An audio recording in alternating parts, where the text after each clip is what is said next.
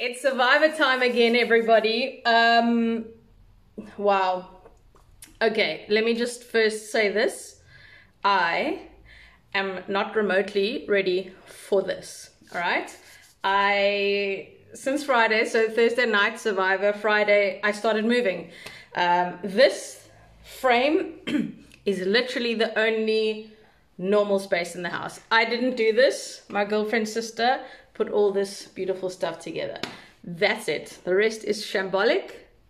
No, there's one glass cupboard that looks good, and that is Taryn's doing. So welcome everybody. If you're new here, which Hilgard is not, LaRue is not, Fadil is not, and we're just going to talk about the episode of Survivor. Season 8 started. We've already been introduced to the cast. If you're a super fan, like a lot of you are, you've probably done a shit ton of listening to podcasts and listening to interviews and finding out more about the survivors. So you a little bit know who they are before they go into the game. I was in two minds about that because I like to make up my mind about somebody when they're in the game, because I think that who you are necessarily is not the same as who you are in the game. Although you like to think you're going to be this sort of person, oftentimes by the time you get in, it's not the same. If you see people who are in the game on the live, please don't engage with them. They've like strict rules about who they're allowed to talk to and what they're allowed to say and stuff. So be kind. That is the backbone of this season. LaRue put out a really interesting post the night before we started, saying, guys, it's happening. This has been a long time coming. In fact, almost a year, I think. You know, they were supposed to be already shot this time last year and lockdown happened. So these people are on high anticipation. They've had a lot of anxiety around the show going to air. So be kind. When I'm doing this, I'm doing it, I don't want to judge. So you won't often hear me talk about, I try not to, talk about the games, the moves that they made in the moment. For example, Dino. Dino reminds me so much of Jacques, just like putting his foot in his mouth. I'm not here to judge that, because when you watch it at home, you think to yourself, what is this person doing? And in the moment, you make some strange decisions. You are so amped up on adrenaline, and it's a weird space to be. So you make some strange decisions in the moment. So we're not here to judge. We're just here to put it all in context and say, hey, this is Survivor. And maybe my point of view in doing all of this is to give you a little bit of insight as to what that person might be feeling. I like to look at the emotional, the EQ side of it. But let's just get into it, right? So Thursday night, a lot of anticipation. I didn't realize it was such a long episode, but I'm so glad it was, because I was in my TV like this. It was my dad's birthday. Shame, burn it, doesn't matter. It's Survivor. And listen, how proud are we of the Wild Coast? It is... LaRue and I had a conversation about filming locally before they were allowed to do it. And he's been saying for years, like, I don't know why there's this rule about not filming on your local territory. So in the Survivor Bible, that, you know, when you decide or when you get the rights to do a Survivor, you will have to apply to the title holders, and they will give you permission to do the show. And one of the rules is that you have to do it outside of your territory. So when Survivor South Africa season 8 was allowed to go ahead, and we were still in lockdown, and there was still a ban on travel, LaRue had to become creative, and he had to get permission from the title holders to do it in our own country. We are the only English-speaking territory who's done that. I know LaRue said that the Swedes might have done it as well. So that's huge. And he's always maintained that we can do it. What you need: tropical conditions, difficult tropical conditions, and you need a beach. That's what we have here. And I think it's one of the most beautiful shot. I mean, we've only seen one episode, But I'm really, really enjoying the visual spectacular that is watching it on our home soil. I have a feeling that the Wild Coast is going to become a bigger character than even Samoa was. I have a feeling that the weather is going to play a part. I have a feeling that the critters and slithery animals are going to play a part. And I have a feeling that there's going to be an epic battle with mosquitoes and bug bites. So stay tuned, because I think we're in, I've been listening and watching a bunch of the casts talk about the show. Once it goes to air, there must be so much emotion around watching the show that you put your blood, sweat and tears into going to air. It must be an incredible feeling, but a lot of them talk about the mosquitoes. So that's somebody who's had a shower and who has access to bug repellent, and here we are on the island, dirty, nasty, and your bug bites. I think I still have scarring on my leg from some of my bug bites. So I think we're going to see very difficult conditions. I was really surprised, LaRue, that they were given so much apparel. And yes, I know Cape Union Mart is a sponsor, and we love them because they always come on board. But they were sitting in the rain in rain jackets, and I was like, I had a wet hoodie, guys, which didn't dry. It's still damp. I was moving, which I mentioned if you just joined. I moved on Friday, and when I was packing up, my mom found my Survivor bag, and in it was this manky old hoodie, and my mom was like, oh, you can just wash it. I'm like, Linda, it has been washed. Throw it in the bin.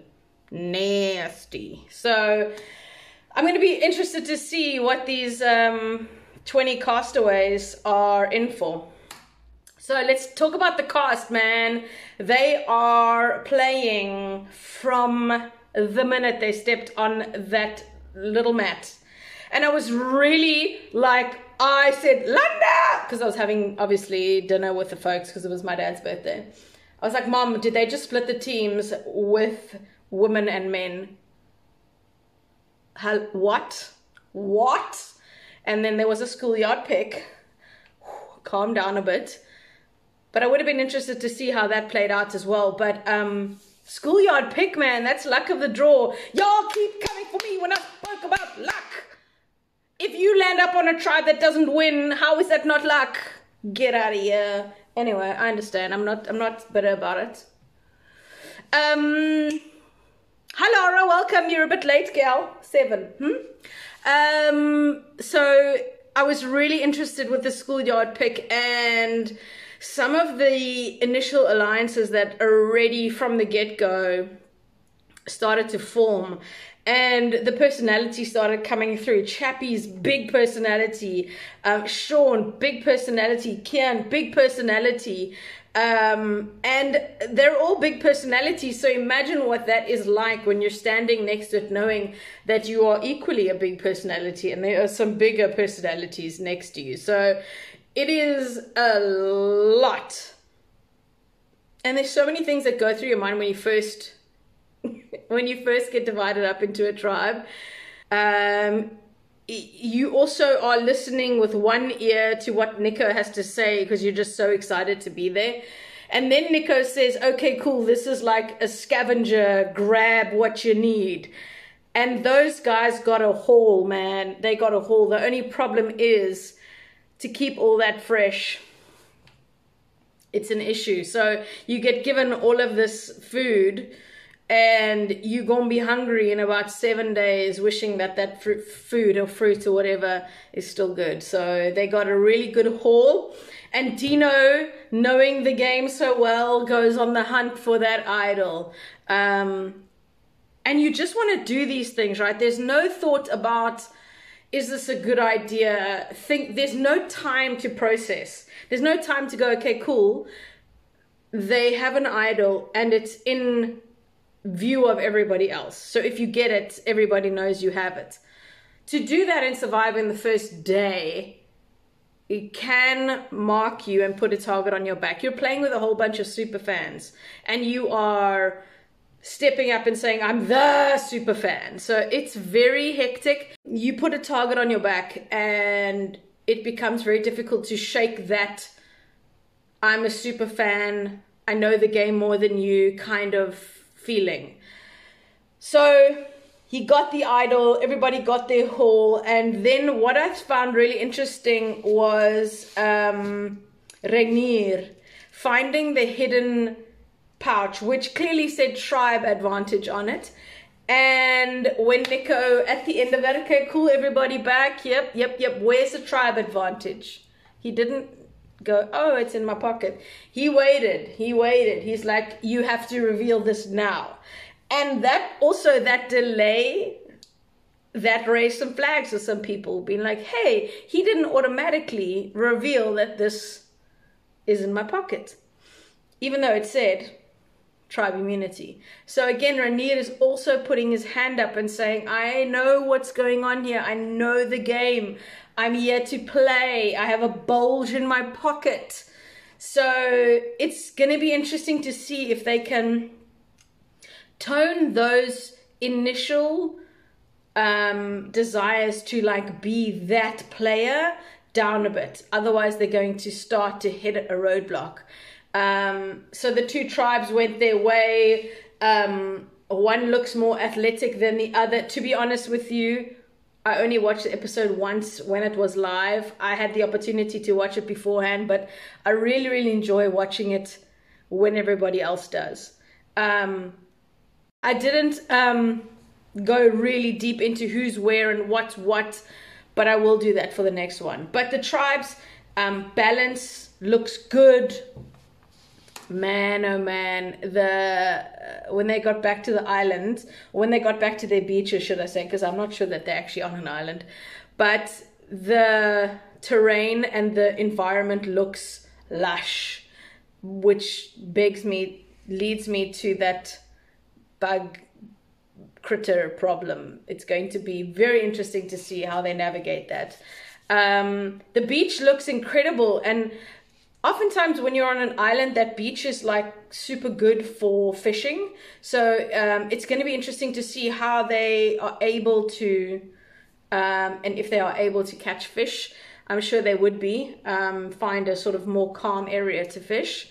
But at the moment, their main struggle was fire and a shelter. And let me tell you that you think you know what to do with a shelter because you've watched 430,000 episodes of Survivor.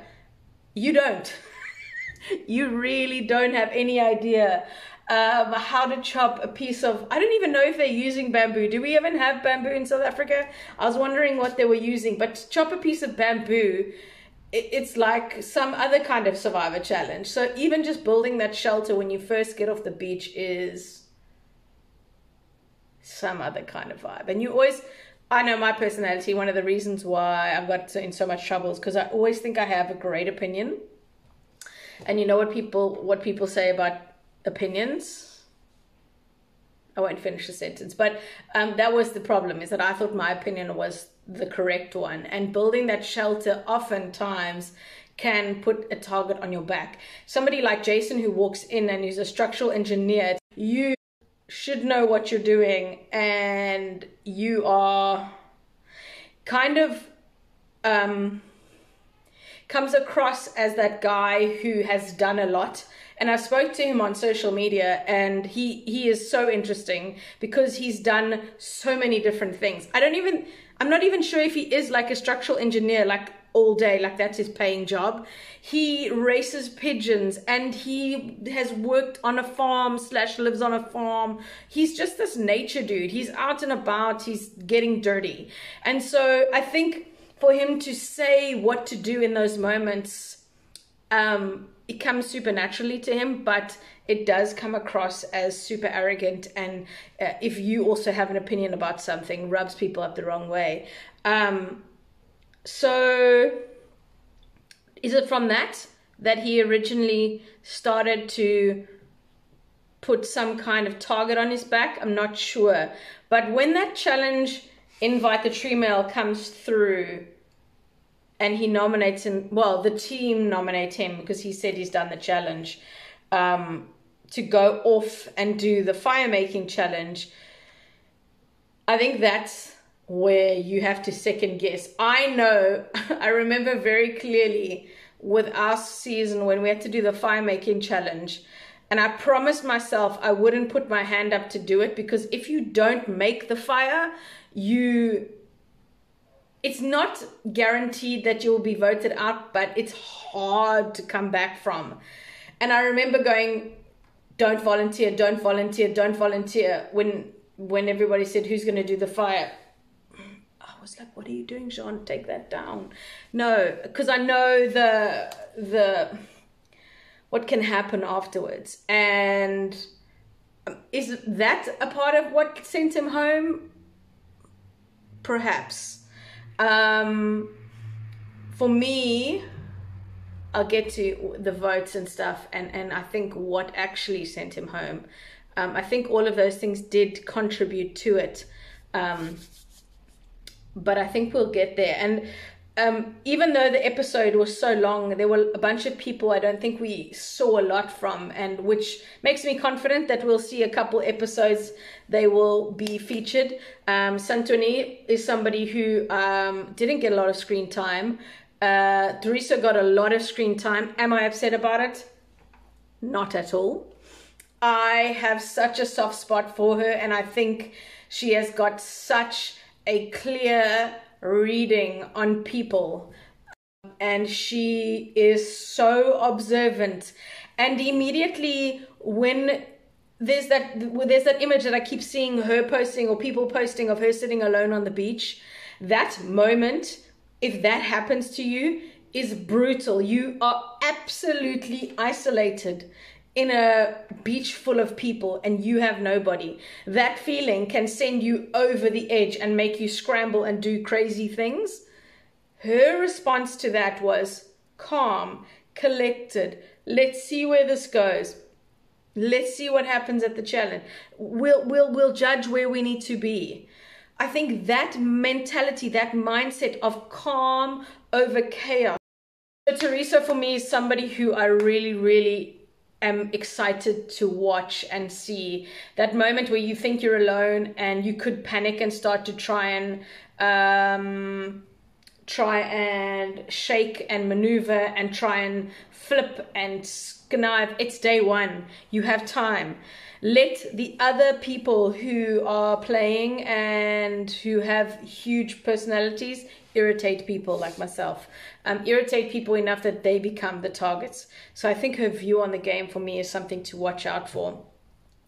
Interestingly, the alliance and the bonds that Anesu has managed to just hook up with people. I think both of her connection with Kieran for me is a very, very, very interesting relationship. If that can continue, that is going to be a powerhouse. Throw in Warda in the mix there. The three of those contestants will have huge potential. I love the fact that we have these two yoga teachers, and as Warda says in her confessional, that the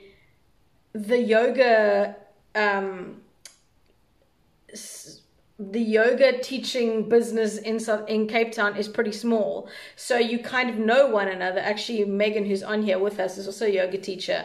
I love the fact that they kind of know one another, which is so that's never supposed to happen in Survivor, because if you know somebody on the show, you immediately want to lean into that, and it's like this natural, oh, I know you, there's a comfort, there's a sort of trust, unwritten trust there. So whether anybody knew of these connections before they got on the island, God only knows. But the fact that they're there, I mean, Cape Town, they say, is it's like a big fishing village, so people know people. So I'm interested. That threesome for me is going to be really good to watch. And then the blonde woman on the other tribe is another trio that you need to watch. I mean, people making alliances of 7 already. It's just fascinating. but it's so early on in the game that I think we have to give it time. I mean, the little tease for next week, Santoni mentioned something like, ooh, so there's obviously two big personalities who start clashing, coming head to head. And it's going to be interesting to see where that goes, because one of the people who I didn't see partner up, who didn't seem in a super tight alliance, was Santoni. So it's going to be interesting to see what happens with these big personalities, you know, in the first couple of days as you start establishing the tribe. Who steps up, who steps forward, who annoys people the most. One of the quickest ways to get your ass and your name mentioned before tribals, even when you're not even remotely going to tribal council, is to annoy people.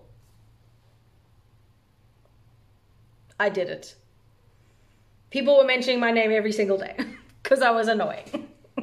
Because I have a big mouth and I think I'm hilarious and I think I know everything and my opinions matter. So you want to be as under the radar as possible.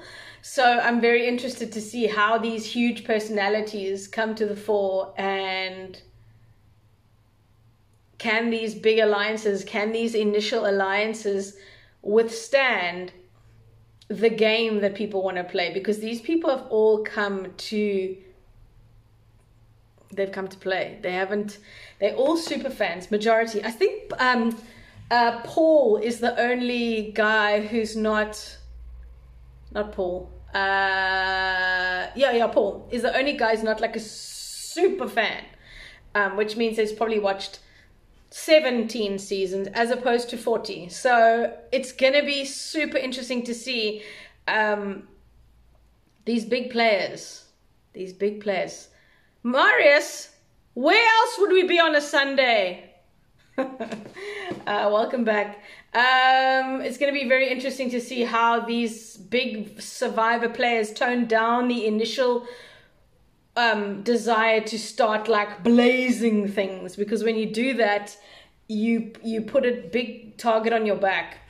Somebody who is doing the game playing and also managing to stay under the radar after that first tribe dash where they were gathering all the supplies is Renier. Renier is the reason why Jason went home. And that moment on the beach, well done to the producers, capturing that conversation where Renier is like, with Jason, that is such golden TV.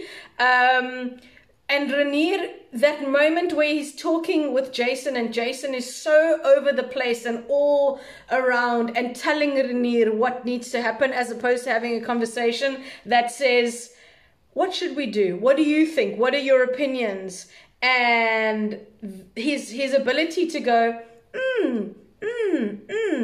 and turn around immediately and say to the rest of his, I don't even want to call them alliances right now, but the people that he's voting with, is like, guys, this man is all over the place. Can we rather go with somebody who's a bit erratic, a bit flamboyant, we don't know where he is, what he's doing, he's hunting for idols in the pap and the rice? Or do we go with somebody who keeps changing ideas and doesn't know where his thoughts are? And it's interesting, I know this, Tony and Jason know, Tony from my season and Jason know one another. I think that they're quite good family friends or something.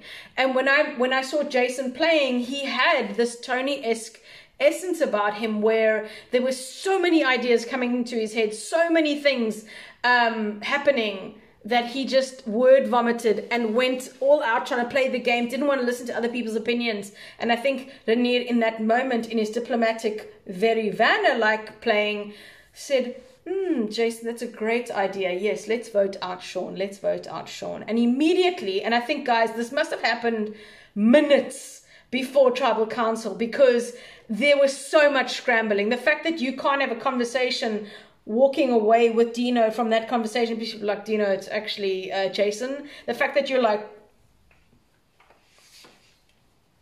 that like made me think that it was happening like minutes before Tribal Council.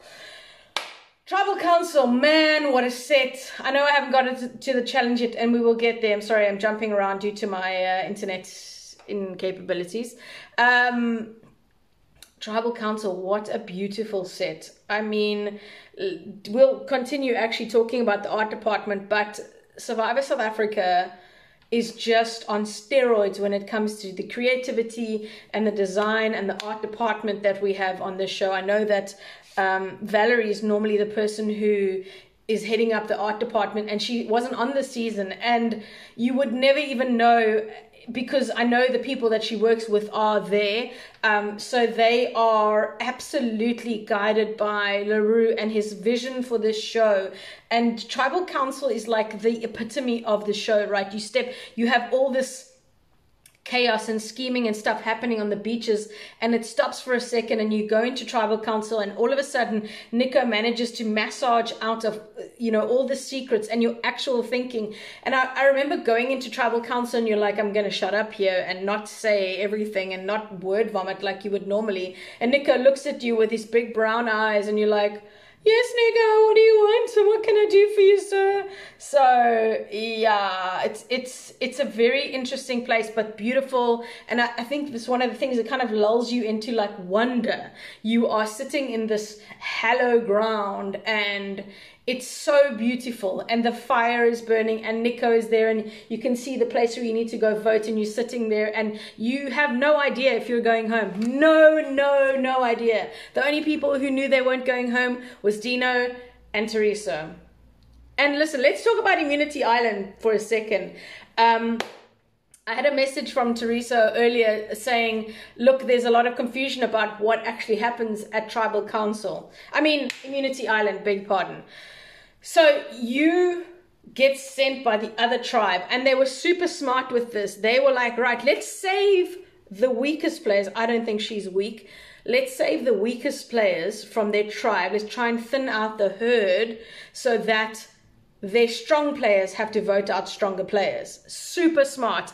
In the huddle, I don't know who said that, but that maybe Renier, maybe Dino, one of the big players who maybe thought about the Immunity Island Survivor that they were going on. Let's send a weak player, even though Dino was like, help me, send me. And he didn't get sent. It's you sending the weakest player is so smart on their behalf. And then she goes to Immunity Island, and I know LaRue has a lot of desire to bring in choice and big decisions. Hildegard said it was one of the girls who said that. I actually couldn't tell who it was. And you're now presented with choices, and this is such a running theme in Survivor. There's always big choices to be made. If you make the wrong choice, it can harm you. You make the right choice, you sort of guide yourself down a really great avenue, a really great path for yourself, and it sometimes leads back, sometimes doesn't. So Immunity Island, you get there, you're presented with a choice. You can either play for immunity for yourself.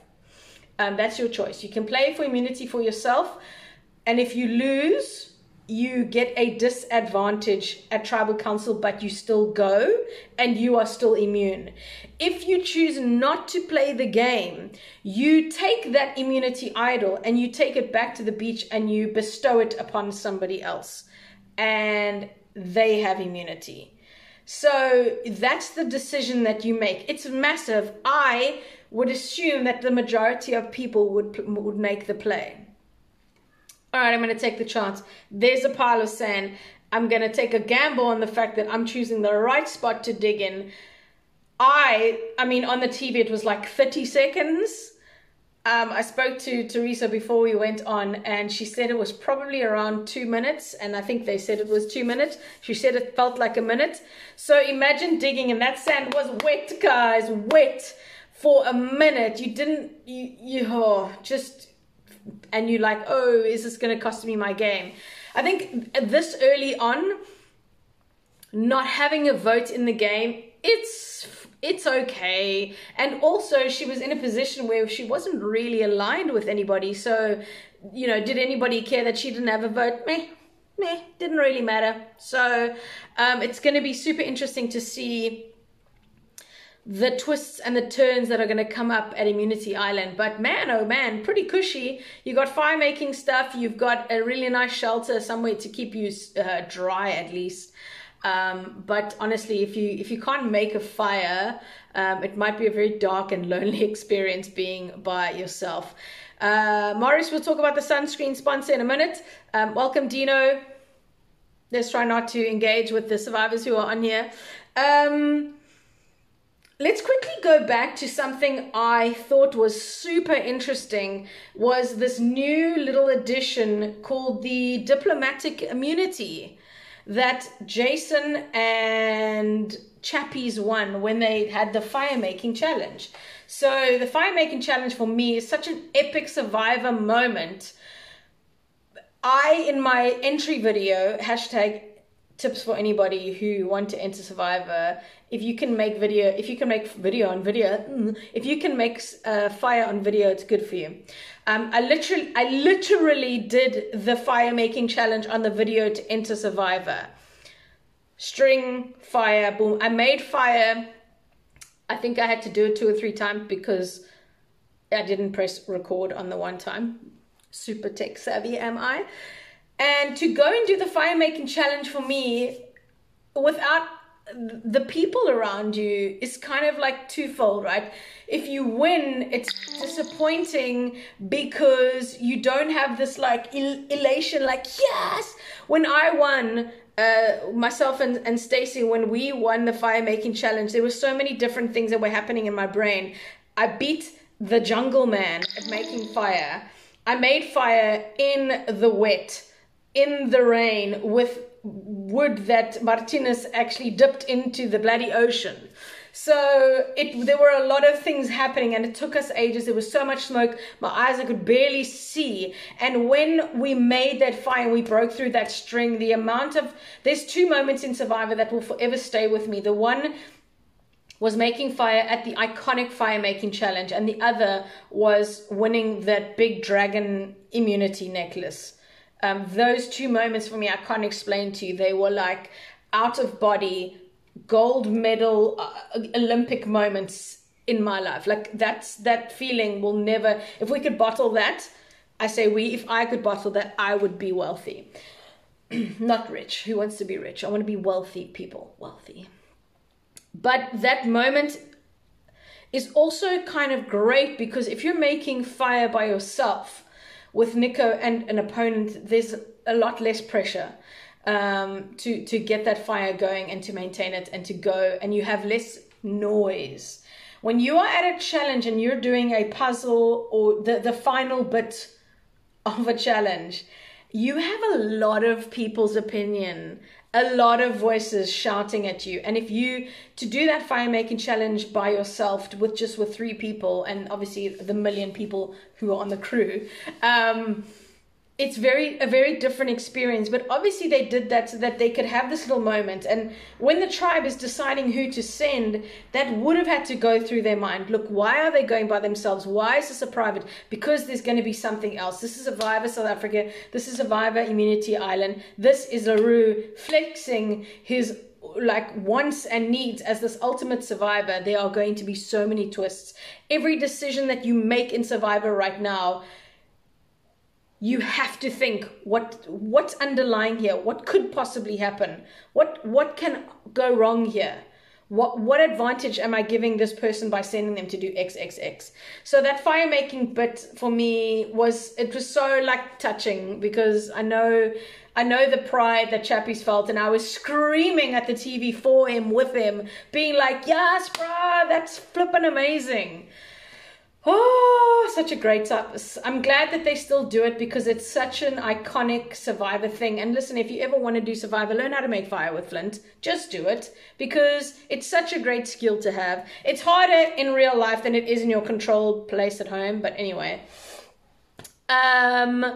this diplomatic immunity, okay, so I got clarity from LaRue. Basically, it means that at any immunity challenge, if your team loses and you're done with this tribe, you're done with losing, you're done with watching people walk away with all the food or the immunity or not going to tribal council, you're in a bad position, that diplomatic immunity means that you can cross the floor. Ultimately, for good. You can decide that your tribe no longer serves you, your position in the tribe is in jeopardy, your name is on the chopping block, whatever it might be, that voice in the back of your head telling you that you are in danger. You now have the opportunity to cross the floor and join the other tribe. I don't think it's this huge like gameplay. It's not a complicated thing to understand. It's not a complicated thing to execute in the moment. If you're going to do it, it's going to be tricky because you have to know that you're on the bottom. You have to know that you're on the bottom, because if you cross over, you're walking into a tribe where you know you're on the bottom. So you have to wish for a situation where, on our season, I can liken it to when we did the 3-way tribe split, and you land up on a tribe where there's 2, and you're 1. And you then have an opportunity to become a 3rd, or you can, become this card that somebody else who's dying to vote somebody up but just needs another vote can do. So a lot can happen, but it's a huge gamble, it's a huge risk, and you have to know that your position in your other tribe was super low to go into another tribe and perhaps be even lower. So it's going to be super interesting to see when it gets played. Like if you're, Teresa now, and she had diplomatic immunity, and she's like, nobody wants to play with me, I'm going to take my ball and go play there. That would be like awesome to have. She don't have it, but it's going to be super interesting to see what happens there. And I think that Immunity Island is going to shake this game up. Nobody is safe, because the advantages that are going to come up, they are going to be things we've never seen before. They're going to be things that we have seen before. They're going to be things that we love. They're going to be things that we hate. It is going to be so classic, and it's going to make this game super, super unpredictable. Yeah, I'm so excited for what's ahead. I think there's so many great personalities. How amazing was Final Tribal Council and Sean? What an amazing human being. He was just gameplay from day dot. Getting onto the island, being like, let's search the pup and the rice for a clue. Him and Kian seem like they have a really good bond. When he was like, I'm going home, she was in tears. It's day 3. This happens, guys. This happens. It is so real. It is so legit. Your connections with these humans are real. I keep trying to tell people that you get put into this little bubble, and I don't know what happens. There's some kind of reality show magic. It happens on The Bachelor too, that you think, how on earth could you have feelings for people after so... It happens, guys. It happens. It's like beer goggles. You put them on and you're like, boom, I love you. Guys, I love you. Oh, it's so great. This is what I love about Survivor. It's what I love about reality shows, actually. Anyway, so there we go. It's going to be super interesting to see where people go, these big personalities. I'm really interested to see where that woman alliance goes, because it's hard to work with women, guys. It's so hard. I have a feeling, this is just my wishes, my hopes, my dreams, that this season we're going to see people jumping alliances. And it's, listen, from somebody who sat in a very comfortable alliance for a long time, when you're in the game, it's not something you want because of the unpredictability. But for TV, man, we love it when people are jumping and going and crossing and turning and what have you. Can't wait. The challenge was great, classic, swim, untie, bring back, untie some more, build something, get up, do a puzzle. I think we're going to see epic challenges. I think we're going to see twists and turns. And this cast is like one big ball of personality. There isn't one person on the cast who I'm like, meh. Seriously. There are so many big personalities. I think we've got a lot to see with Kieran and Anesu and where that three goes. I'm interested to see where Rhaenyra takes and underhandedly tries to lead his players. Right, let me just scroll through here and see if there's any more comments here. There's lots of support for Rhaenyra.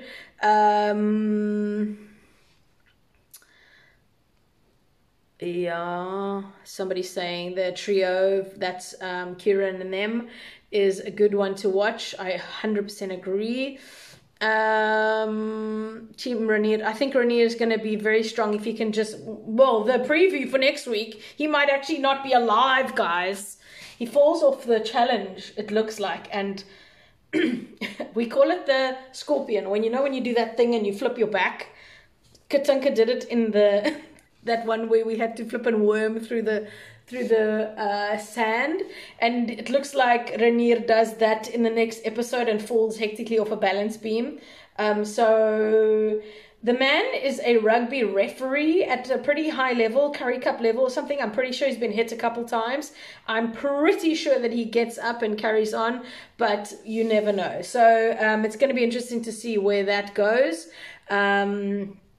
What else have we got? The hidden immunity idol is going to be very difficult to find in that terrain without a clue. I remember even our little island that we had in the Philippines, the people who find hidden immunity idols, I'm like, well done. Because when you watch it on TV, you're like, ugh, that's 100% such a clear place to put it.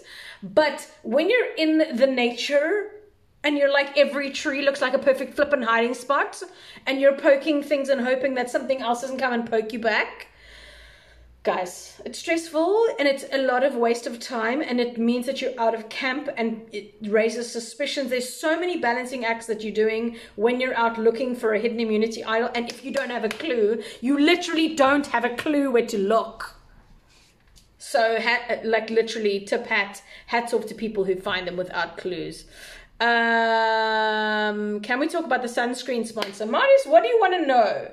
They have a sunscreen sponsor because the sun is different in South Africa, guys. It's super freaking hot. There's a role that sunburn plays in Survivor. It's part of the storyline, right? But you also don't want to ever, and this is the line that you cross. You'll see that they're sunburned now, so they probably didn't have the sunscreen in the moment that they walked onto the game. They will have some sort of protection, because in Survivor you want to push people to a point where they are struggling, but not any chance of them actually harming themselves. And sun is really bad, guys. You can have long-term effects. Melanomas are real. My mom has skin cancer from too much sun. It is real. So if they can protect them with a sponsor, shit just falling apart here, then that is what they will do, and they will have that sunscreen. And so it is part of the sponsorship that keeps Survivor South Africa alive, so they could sponsor the air that they're breathing, and I wouldn't care. I know we interviewed Nico Panaggio on KFM Mornings on Wednesday, and one of the comments that came through on the WhatsApp line, it still stuck with me. People are like, ugh, but then burger sponsors ruin it. I'm like, no, burger sponsors, when you're on the island, you're like, bring me more burgers, because bitch is hungry. And secondly, the more sponsors we have, the more we get to make Survivor. If we don't have the money, and let me tell you, we only just got season 8. It was a very, very hectic touch and go. It's a very expensive series to make. The fact that we got to make it locally was like, whoo, because it takes a boatload of money to make it. And without the sponsors, we would literally be going, well, it was nice while it lasted. So the more sponsors that come on board, the more we get survivors. So as a viewer at home, is it annoying? Is it like tacky? Maybe, but you have to just be like, do I enjoy the show enough to put up with a sponsor? Yes. So yeah, sunscreen is being sponsored, and we shall see. Hilgard said, I'm in the view that we have the most strategic and cutthroat players. I think you are 100% correct. I think we have, but not just strategic and cutthroat, but entertaining. For me, these personalities are like, they're not all these huge personalities, but there's depth. There's such a lot of nuance and backstories. You know, people have got some fascinating stories to tell. Tyson has got an incredible story. I don't know if it's going to come through. There's lots of people who have suffered. They have lost people. They have lived lives. Kian is one of the people who's just got so many different jobs. You don't actually know what she does. So it's such a textured season that there's no player to me on that show who isn't like, I want to have a cup of coffee with them. I want to sit down and have a dinner with them, origin, and talk about who they are and Survivor. That's the kind of people that they've cast this year, and I'm so happy about it. Yeah. Morris is asking me after episode 1, my top 3 players. And then your 3 you think are in trouble. I think... So my top 3 players, are we talking strategic or are we talking about individual connection? I love Teresa. She's my favorite, my fave.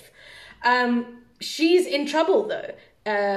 But I think she's going to scrape through because I think there are too many big players around to just let her float around. Oh, there's a vote. I think I'll let it go.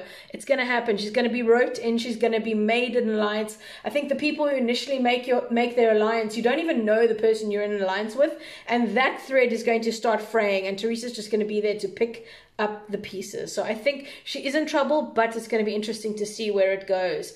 My 3... It's hard to know because we haven't seen from a lot of people. But Kieran, he's a strategic thinker. For me, even better than thinking is speaking. The man takes a beat before he says anything. He's so smart. He's so good at looking at a whole. I think his job is like a strategic planner. Like that's his job. And I think his connection with Anesso is going to be super strong. Who the third is with them is, I don't know. I honestly don't know at this point.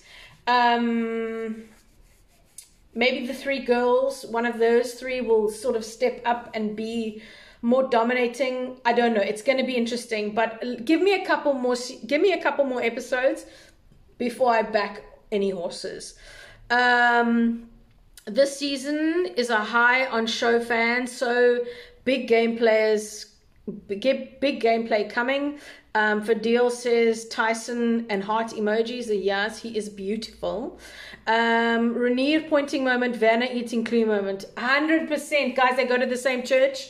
They are in the same WhatsApp group. They are massive fans. In fact, a conversation between Vanna and Rainier goes like this. Dude, did you watch the latest episode? Yeah, I did. What did you think of that maneuver with the 3-2-1 and the idol hunting? Yeah, no, bro, it's all about Survivor and also God. Yeah, guys. Was just ironic that they were all... Yeah, well, that's... Morris is talking about the sunscreen sponsor again. Interesting that we went down this path. Anyway, yes, but there's a I know LaRue, I remember LaRue talking clearly, I don't know when we had this conversation, about Sunburn playing a part in the story. There will never be a more iconic Sunburn than Cochrane after 3 minutes in the sun on Survivor. His sunburn stays with him for about 2 weeks. It is so a part of his story and how Aina that looked, because he's one of those pale white men. He's redheaded and freckly, and he just attracted that sun, man, and it hurt. And so that plays a part in the story.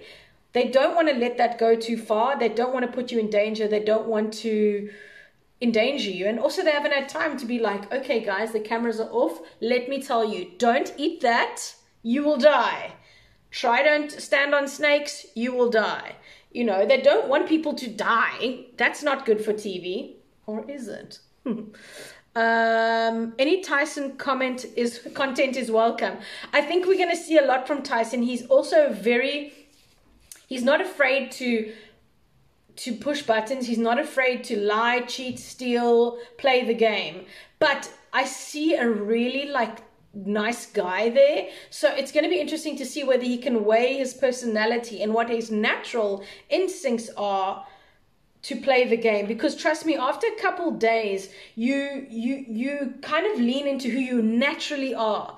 It's hard to maintain a facade. And if your facade is not this corporate CEO battling, cutting people, firing people, doing whatever it is to win, make the money, if that's not who you are, your gameplay, it will take a monumentous effort to play like that. And it's constant thinking, it's constant strategic. So I'm going to be interested to see where he goes, but he is an interesting guy.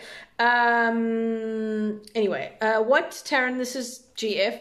What did you think of the sitting and how they went about letting the castaways find things for shelter, since our beaches don't have bamboo and things for food and shelter? I liked it because, look, we did ours, and when I saw Nico on Wednesday, he said one of the most iconic things from your season was your ninja jump. We had ours on a boat, on a barge or something, and we had to hunt and find stuff. I think there's more chaos in running and collecting and grabbing and getting stuff and coming back, and also you get tired really quickly. I thought it was great. They got such a great haul. And they got a lot of stuff to build their shelter with. They've got really interesting axes and knives. I don't know if you noticed that. Jason and Sean they called their alliance the Blade Brothers. Did you notice that? I love that. Chink. So they've got some really cool stuff, and they were chopping stuff down from I don't know if they were using the banana trees or something that they were building with, but they really had stuff that they were building. And in the next couple of days, we'll see if that actually pans out to be A, waterproof, and B, comfortable, because Lord knows bamboo ain't comfortable. How would you have dealt with the help me aftermath if you were Dino? Dino is just trying to be an anchor for his own self. He is trying to just sink.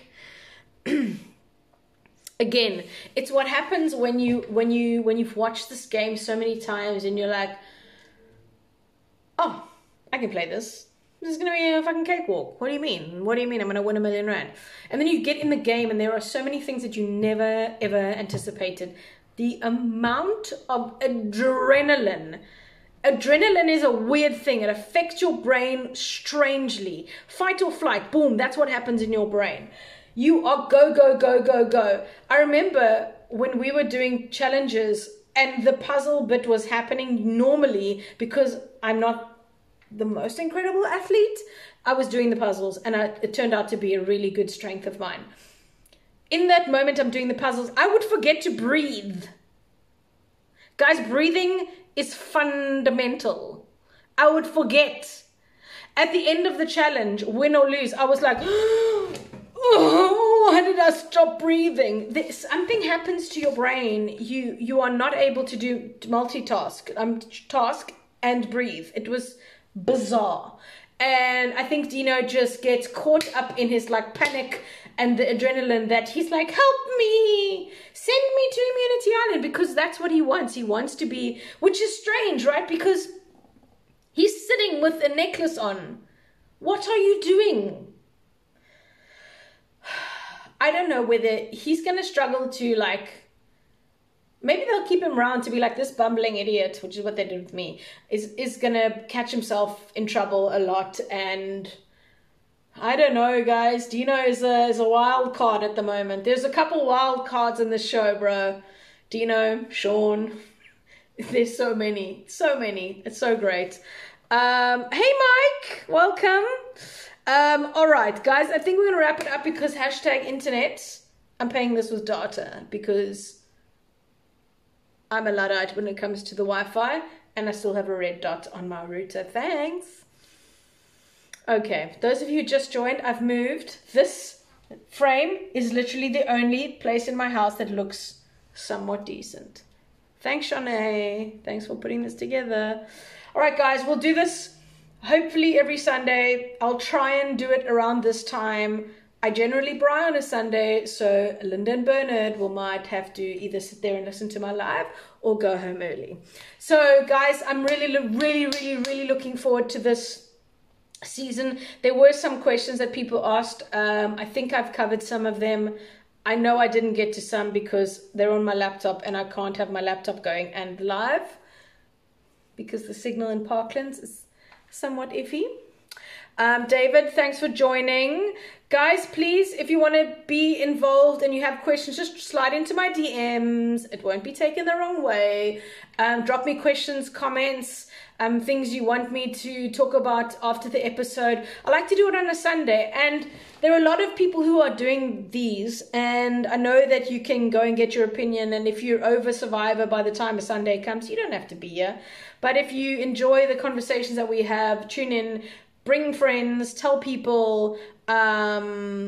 Yeah, it's nice to just catch up, and I think by Sunday you've had an opportunity to watch it if you don't watch it live. Some people have kids, they have jobs, they have whatever. So thank you very much for coming here and tuning in and engaging, and we'll do it again on Sunday next week. Enjoy the episode, and please, if you're engaging with people on Twitter, be nice. These people have gone through a very long road to get here. You don't know what happens on the show, so to judge somebody's gameplay like they did with me, I remember Jacques and Lem said I was going to be the one to be voted out first. Sorry, Jockey. Sorry, boy. So just be kind and yeah, enjoy them, but engage with them. These people have had to keep their mouth shut for so long about Survivor, and now they can somewhat talk about it. It's going to be good for them. And once they've been voted out, just show them some love, give them some follows, engage with them, and bring them into the little South African Survivor family that we have, and we will hold them tight and cuddle them and say nice things. Okay. Thanks for joining. Come again. Toodles. Have a good week, everybody. Bye.